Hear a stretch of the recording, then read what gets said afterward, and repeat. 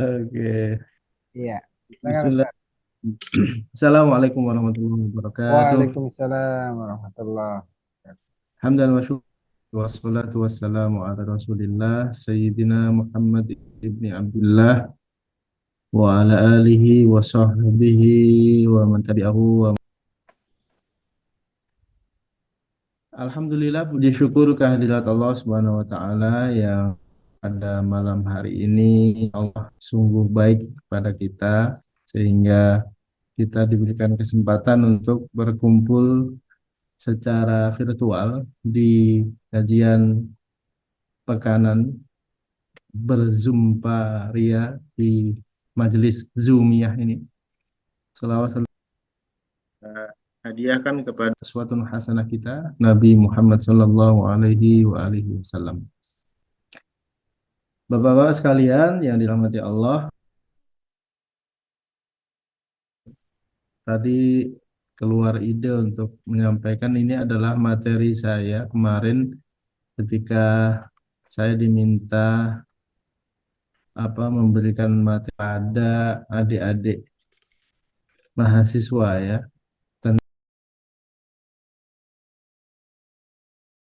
Recording in yang progress. ditemukan oleh ilmuwan kontemporer saat ini. Dan tentu saja ini akan terus bertambah dan bertambah karena saking terbatasnya ilmu kita manusia ini memahami apapun yang ada di alam semesta. Sehingga tafsir itu bukan buku yang statis tapi buku yang dinamis. Jadi nanti kemungkinan akan muncul lagi mufasir-mufasir baru yang disesuaikan dengan penemuan yang terupdate. Nah, ini yang kemarin kita bahas ya, hak Al-Qur'an untuk umat muslim, yaitu berarti kewajiban kita sebagai umat muslim dibaca, dipahami, ditadaburi, diamalkan dan juga tentu saja didakwahkan.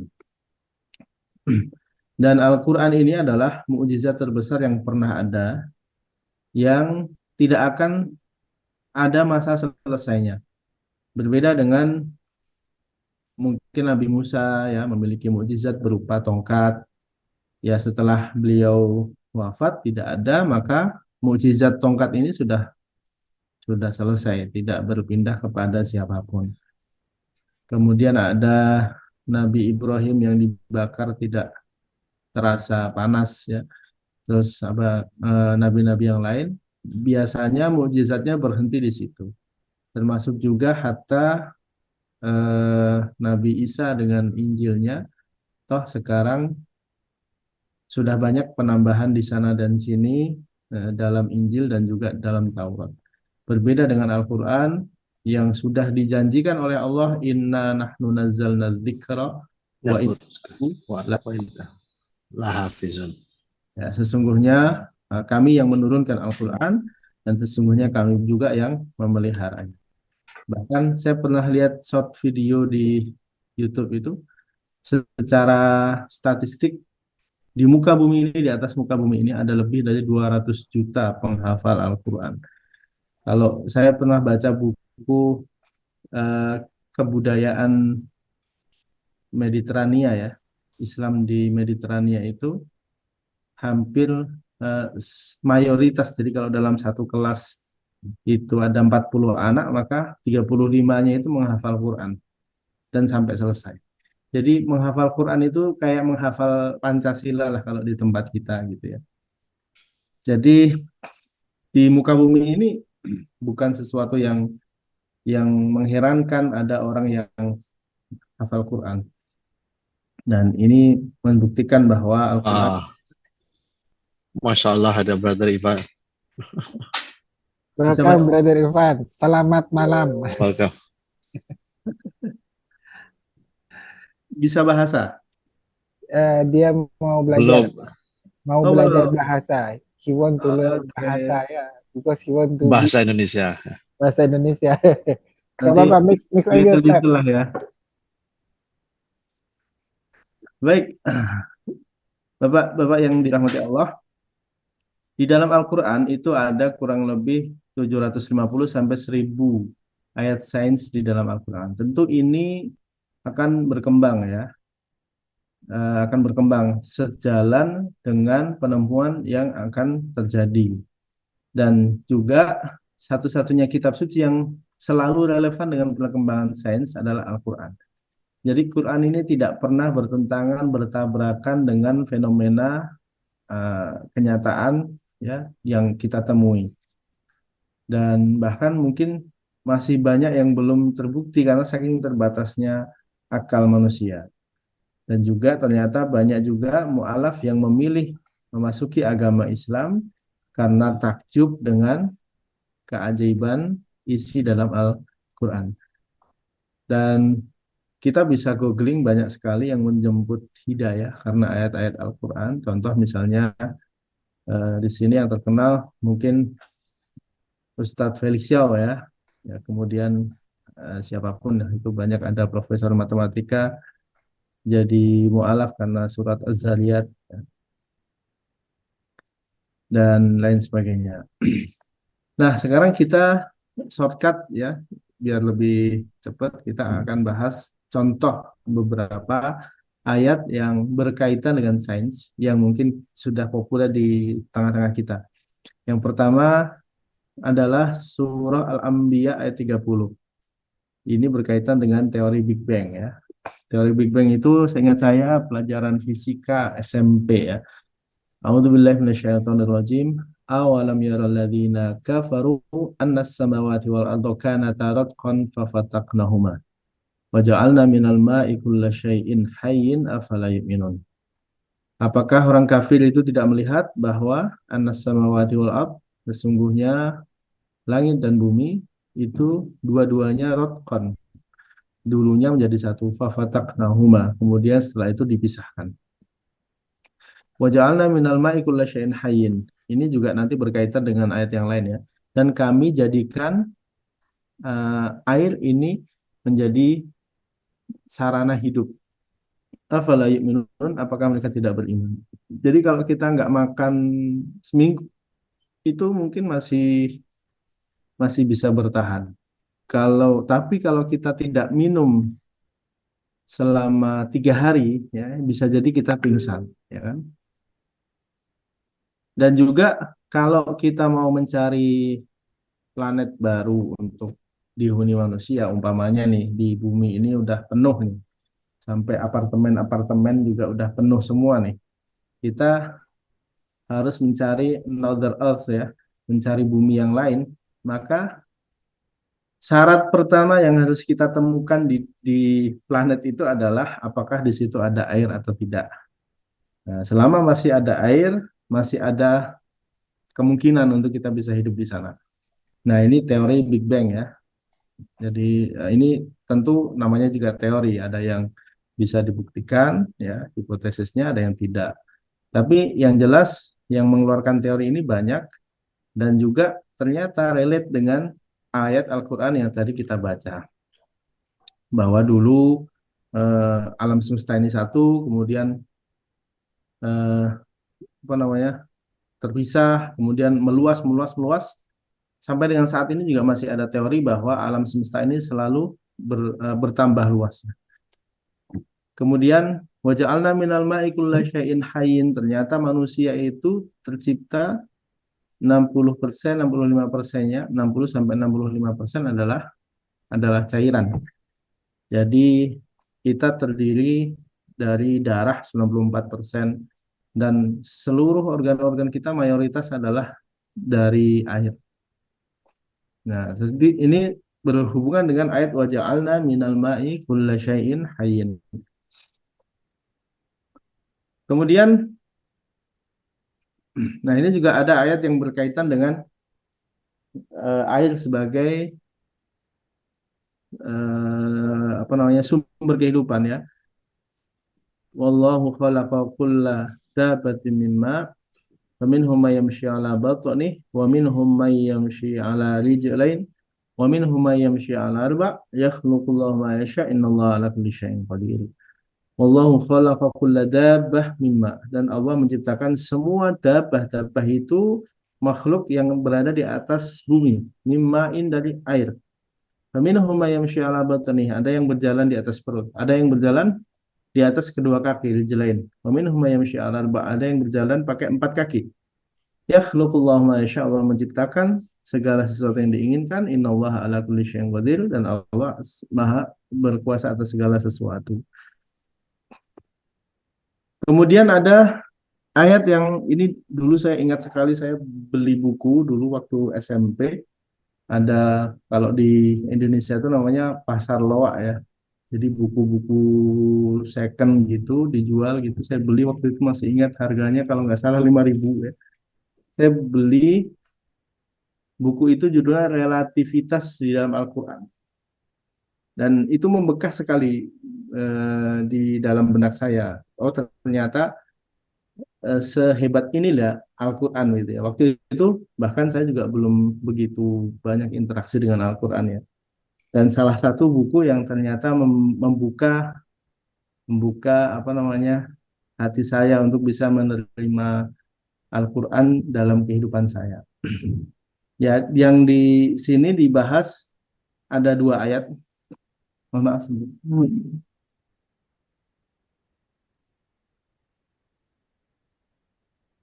Ngidupin AC. Ayat yang pertama adalah As-Sajdah, yang kedua Al-Ma'arij. Angkanya agak sedikit beda. Yang pertama di As-Sajdah itu yudabbilul amra minas sama'i wal ardi tsumma ya'ruju ilaihi fi yaumin kana miqdaruhu alfas sanatin mimma ta'udun. Ini 1.000 tahun yang biasa kita hitung itu 1 hari di mata Allah begitu ya, di dalam hari akhirat. Kemudian ayat Al-Quran yang lain, surah Al-Ma'arij, ta'rujul malaikah waruh ilaihi fi yaumin kana miqdaruhu khamsina alfasana. 50.000. Artinya apa? Jadi waktu itu ternyata tergantung dengan alat pembandingnya, kan begitu. Jadi relatif lah, tidak kemudian saklek. Nah,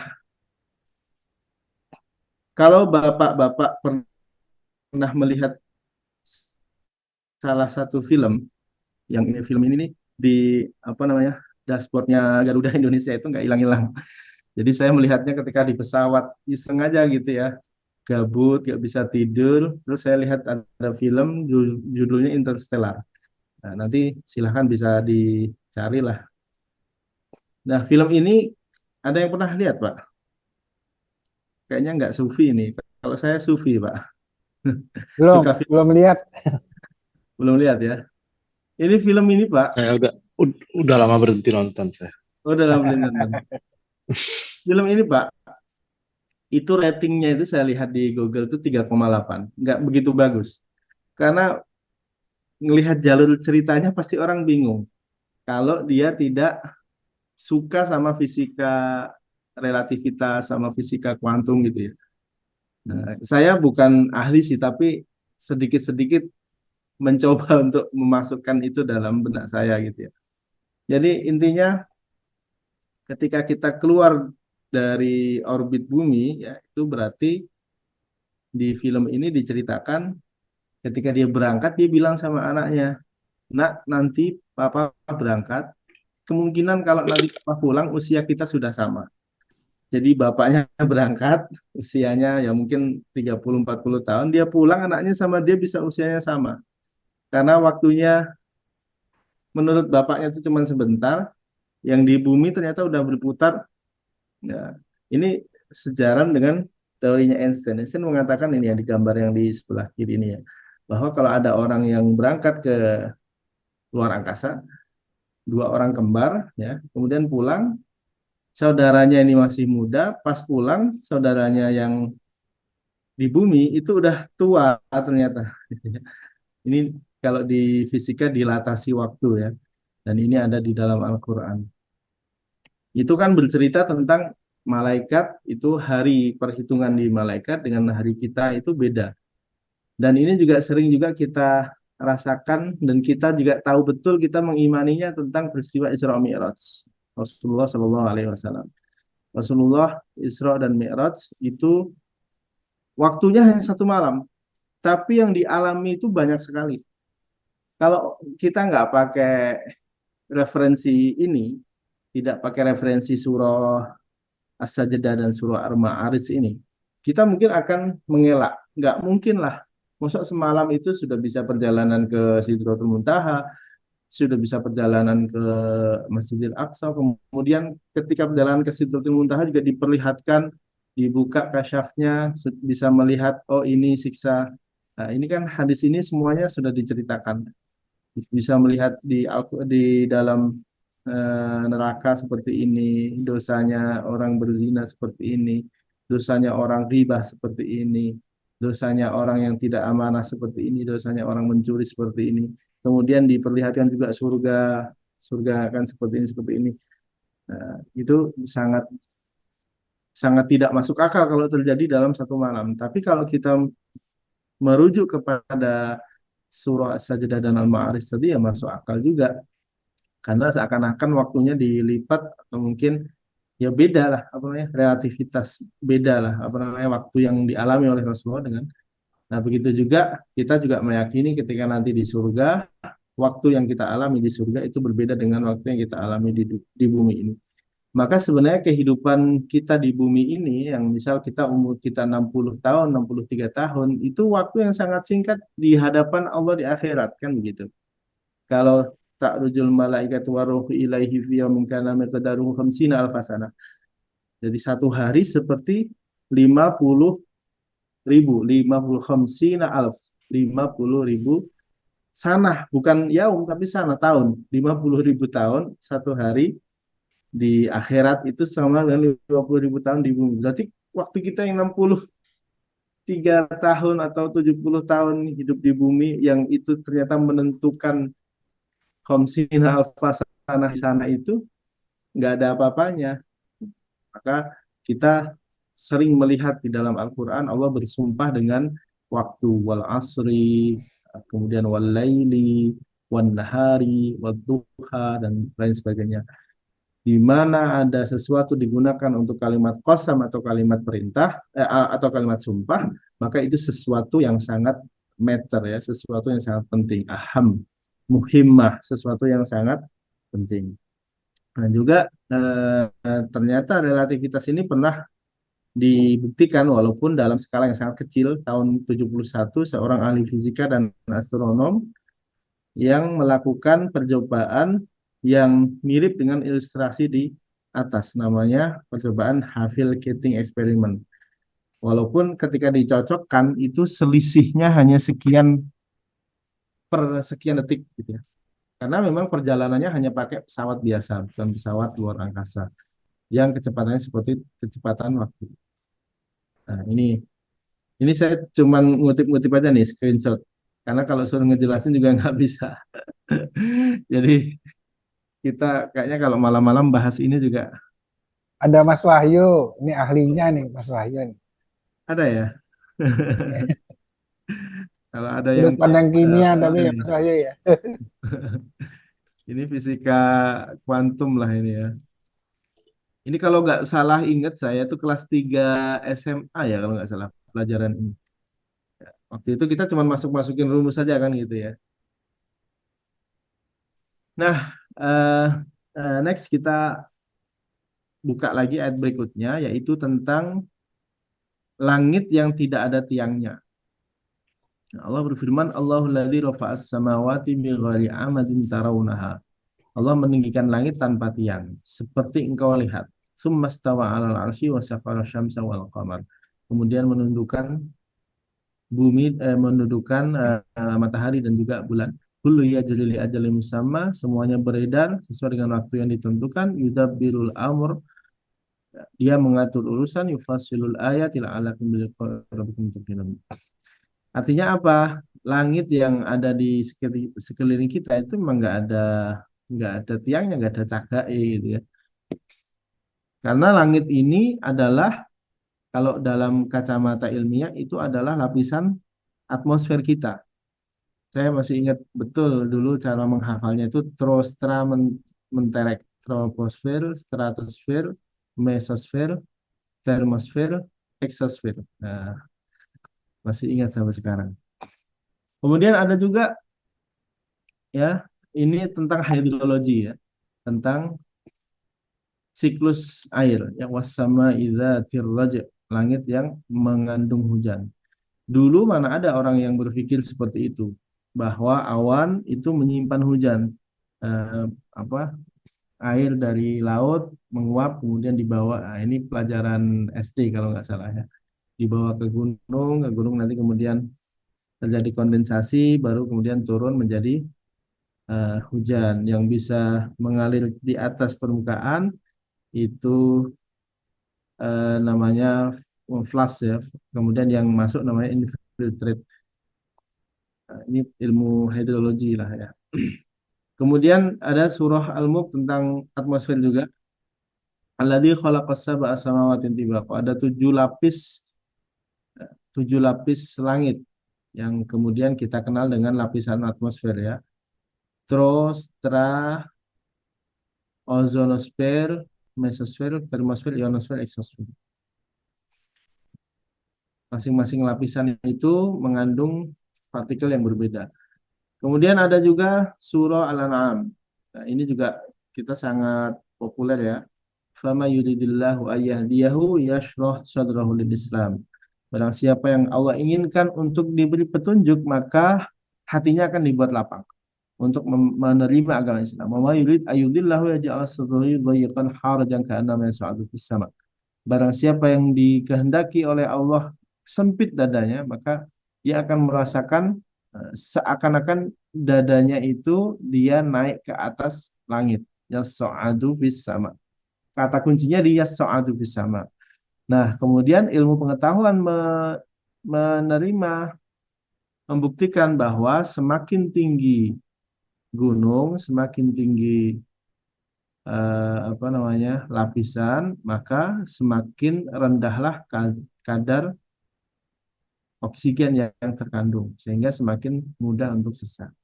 Makanya orang yang punya penyakit asma itu tidak direkomendasikan untuk naik gunung, tambah sesek nanti dia ke atas, ya kan? ber, ber apa namanya terbukti sesuai dengan ilmu pengetahuan. Kemudian peristiwa hidrologi lagi. Salam. Alam tara anna Allah yajzi sahaban thumma yu'allifu bainahu thumma yaj'alu rukama fatara wadqa yakhruju min khilalih wa yunazzilu minas sama. Ini kata kuncinya di wa yunazzilu minas sama'i min jibalin fiha min baradin fayusibu bihi may yasha wa yasfuhu amman yasha. Ini peristiwa hidrologi. Jadi water cycle lah ya. Terjadi kondensasi, ternyata ini ilmu hidrologi ini sudah ada di dalam Al-Qur'an, proses terjadinya hujan. Nah, kemudian ini juga zaman dulu 15 abad yang lalu mana ada Rasulullah bisa tahu bagaimana kondisi di bawah laut. Karena paling banter di abad itu mungkin orang kalau toh menyelam hanya beberapa menit atau beberapa meter di bawah laut. Nah, sedangkan di dalam Al-Quran, Al-Quran itu turun kepada Rasulullah yang Rasulullah belum tahu tentang itu, tapi turunnya baru kemudian terbukti bahwa lapisan paling bawah di kehidupan laut itu adalah lapisan yang sangat gelap, tidak ada cahaya yang bisa masuk. Au kadzulumatin fi bahrin lujji yaghshahu mawjum min fawqihi mawj min fawqihi sahab. Jadi semakin ke dalam semakin tidak terlihat. Nah, berdasarkan riset ilmiah ternyata ya, ketika sudah sampai di 200 meter itu sudah tidak ada cahaya matahari yang bisa masuk. Maka sesudah 200 meter itu isinya kegelapan. Dan makhluk-makhluk yang bisa hidup di sana adalah makhluk yang memiliki lampu. Kemudian ini yang terkenal nih kalau bapak-bapak jalan-jalan ke Turki ya, ke Laut Merah ya. Marajal bahraini yaltaqiyan bainahuma barzakhun la yabghiyan. Dia yang membiarkan dua laut mengalir, kemudian keduanya bertemu, di antara keduanya ada batas yang tidak dilanggar oleh masing-masing. Jadi di antara Laut Mediterania ini ya, ini ada pembatas yang ternyata mereka tidak bercampur.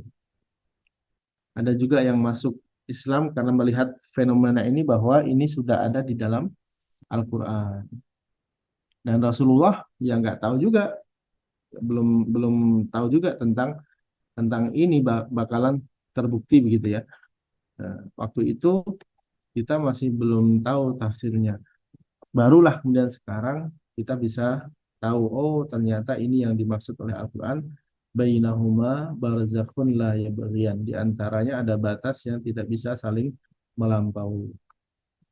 Kemudian ada juga tentang lapisan bumi. Ini ilmu geologi. Allahul ladzi khalaqa sab'a samawatin wa minal ardi mithlahun. 7 langit, lapisan langit, ada juga 7 lapisan bumi. Bumi juga ternyata ada 7 lapis. Ya. Allahul ladzi khalaqa sab'a samawat wa minal ardi mithlahun.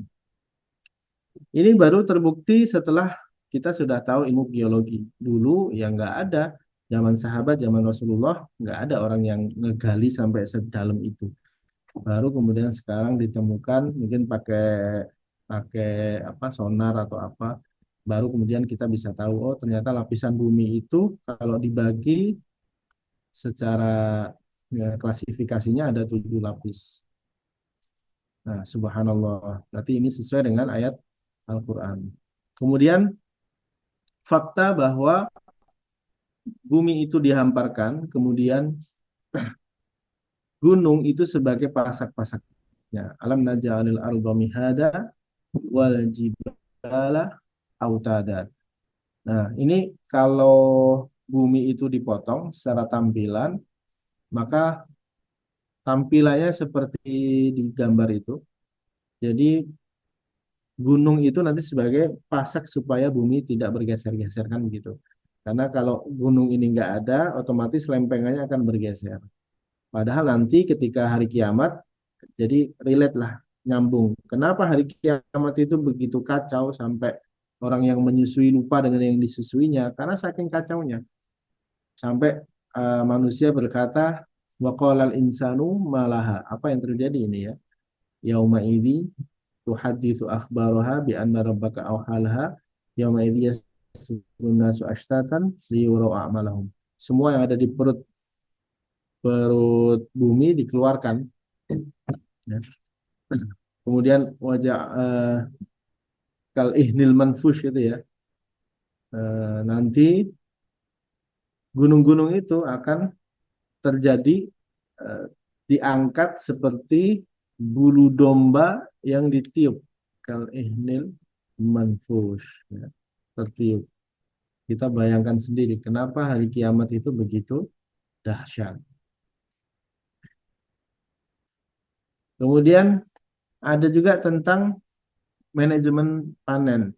Qala tazra'una sab'a sinina da'aba. Jadi ini cerita tentang Nabi Yusuf bermimpi eh, 7 tahun berturut-turut akan mengalami paceklik. Kemudian dari mimpi itu bukan Nabi Yusuf yang bermimpi ya, yang bermimpi si rajanya.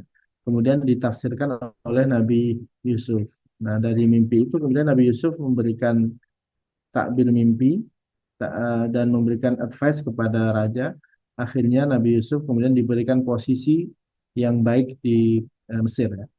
Nah, dari situlah kita bisa tahu bahwa ternyata untuk supaya bulir gandum itu lebih lebih awet harus disisakan sedikit dari tangkainya supaya tidak cepat busuk gitu ya. Dan itu konon katanya dipakai sampai dengan sekarang. Kemudian ada ini ayat terpanjang di dalam Al-Quran juz 3 halaman 2 halaman sebelum pergantian surat Ali Imran yaitu surat Al-Baqarah ayat 282. Ini ayat yang paling panjang di dalam Al-Quran. Jadi 1 halaman itu hanya 1 ayat. Yaitu tentang apa? Tentang manajemen akuntansi dan juga tentang hutang piutang. Ya ayyuhalladzina amanu idza tadayantum bidainin ila ajalin musamman faktubuh. Ya, ini tentang kewajiban kita kalau ada transaksi yang tidak cash, maka kita harus tulis transaksi itu.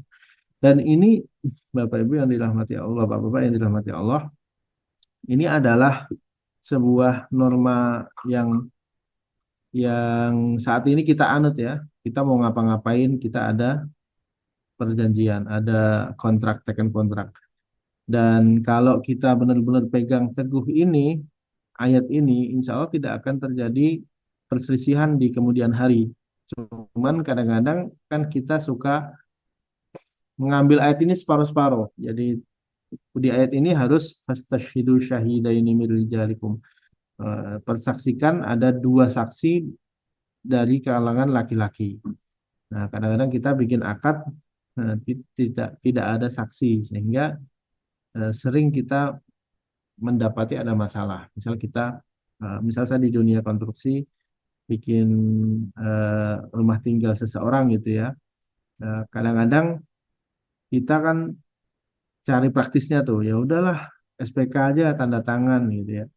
Nah, kita berpikirnya kan positif, tidak ada apa-apa sampai proyek selesai. Nah, ternyata ini saya alami sendiri gitu ya. Ternyata ada masalah, apa namanya, si yang tanda tangan itu kemudian diambil oleh Allah meninggal dunia dan saat itu tidak ada saksi sehingga akhirnya kami mau ngeklaim pelunasan tidak bisa, mereka juga mau ngeklaim penyelesaian proyek juga tidak bisa karena yang tanda tangan sudah tidak ada, tidak dipersaksikan. Fastashidu syahida ini birijalikum. Nah, kadang-kadang kita orang Indonesia tuh saling ewoh ya, saling berkewoh sungkan.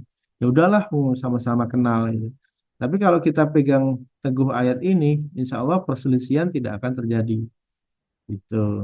Nah, nanti bisa dibaca surat Al-Baqarah ayat 282, kemudian dilihat-lihat lagi isi kandungannya. Ini tentang hutang piutang, tentang kepentingan akad, ya, pentingnya akad, pentingnya kita menulis akad kita. Karena bukan transaksi tunai. Beda dengan transaksi tunai, misal saya beli rumah itu cash. Nah, nggak usah pakai pakai ini nggak apa-apa. Akta jual beli nggak apa-apa. Yang penting udah ini kuncinya, mana duitnya, itu nggak masalah. Tapi kalau ada pembayaran yang mungkin bertempo, ada waktunya, atau ada penyelesaian proyek yang belum selesai, ada waktu jeda di mana di situ masih ada kemungkinan untuk terjadi sesuatu, maka faktuh catatlah. Nah, kalau di Indonesia sih biasanya ada notaris untuk saling menguatkan. Nggak tahu kalau di sini ada apa enggak. Nah, gitu ya. Dan juga di dalam Al-Quran itu ada banyak sekali ayat tentang ekonomi ya.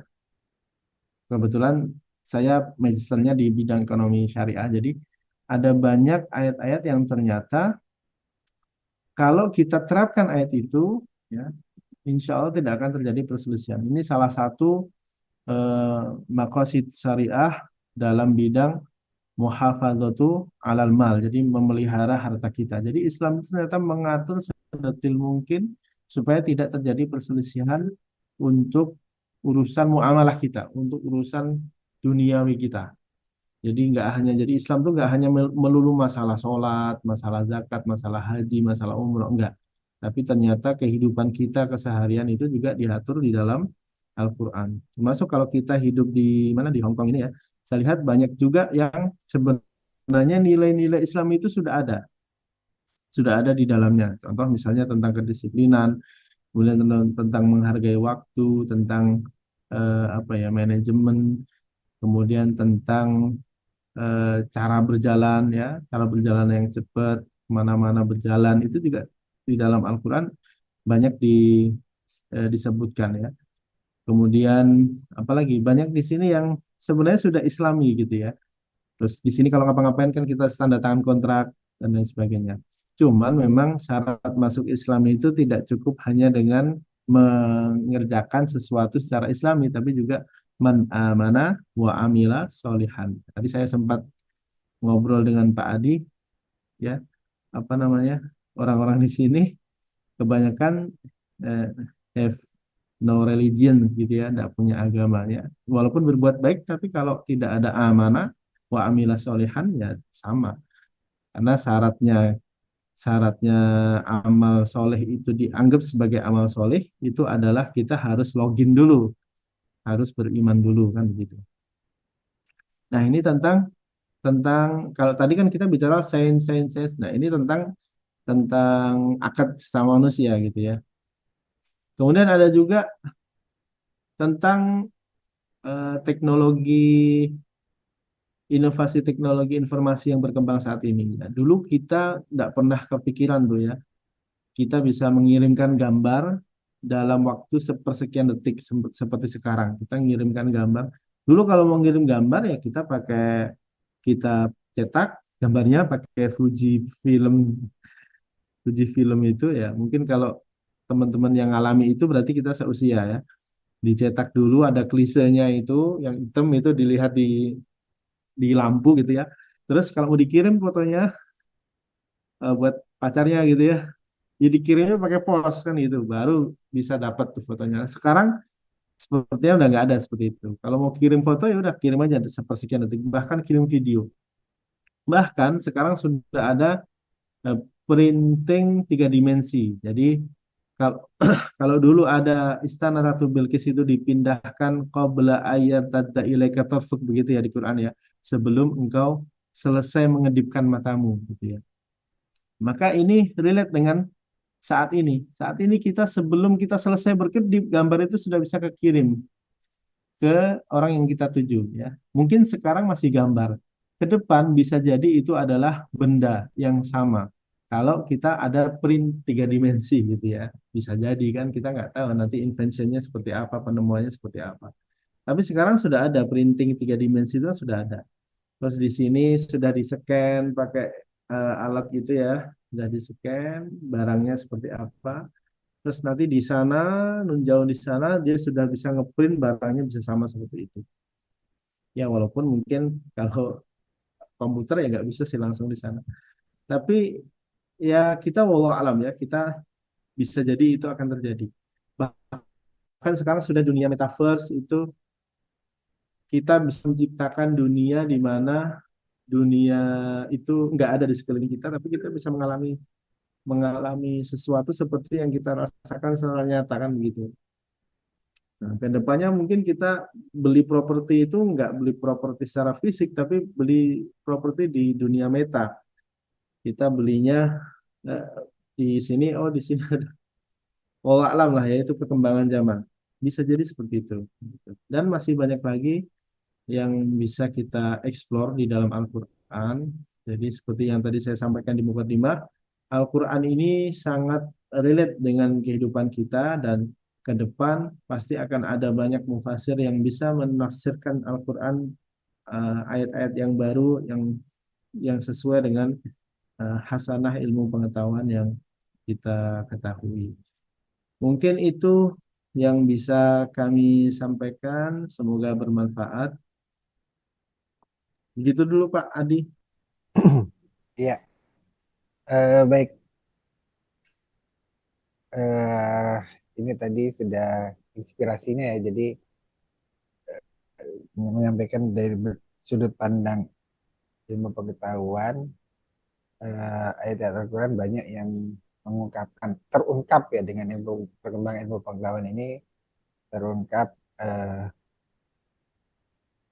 penafsiran dari sudut pandang ilmu pengetahuan. Mungkin kira-kira seperti itu kali yang ingin disampaikan Ustaz ya.